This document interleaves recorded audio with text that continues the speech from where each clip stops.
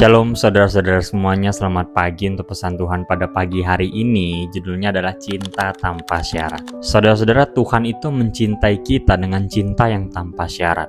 Nah, apa arti dari cinta tanpa syarat ini? Artinya, kasih Tuhan, cinta Tuhan itu tidak bergantung pada apa yang kita lakukan. Karena tanpa syarat, gak ada syarat.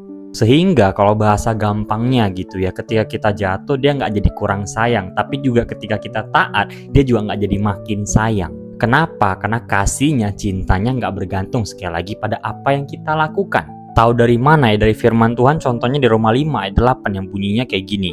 Akan tetapi Allah menunjukkan kasihnya kepada kita oleh karena Kristus telah mati untuk kita ketika kita masih berdosa. Ayat ini jelas bilang kalau Tuhan Yesus menunjukkan kasihnya kepada kita ketika kita masih berdosa. Nah, ayatnya tuh nggak bilang Tuhan Yesus menunjukkan kasihnya ketika kita taat, enggak, tapi ditulis ketika kita masih berdosa. Artinya di titik kita lagi jahat-jahatnya pun, lagi nggak peduli sama Tuhan, lagi menyakiti hati Tuhan pun, Tuhan masih sayang sama kita. Itulah bukti cintanya, kasihnya itu nggak bergantung pada apa yang kita lakukan. Karena kita bisa melakukan hal yang buruk pun, dia masih tetap sayang sama kita.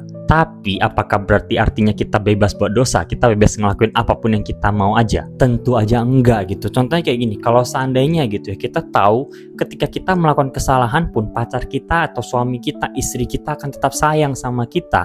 Apakah berarti kita pandang itu sebagai kesempatan untuk terus buat kesalahan?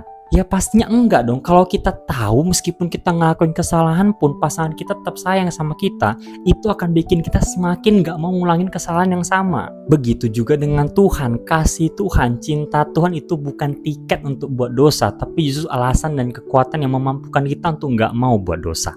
Tuhan Yesus memberkati.